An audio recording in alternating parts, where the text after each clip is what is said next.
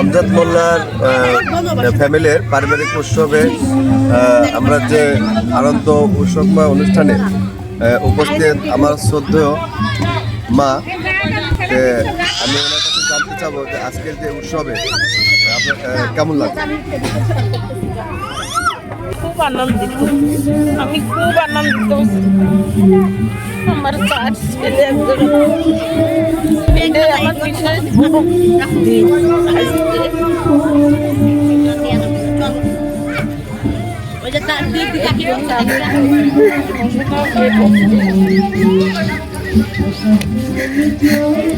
আসলে আজকের এই অনুষ্ঠান উপলক্ষে অনেক কিছুই মিল করে দিয়ে গেল, যা ভোলার মতো না। হ্যাঁ,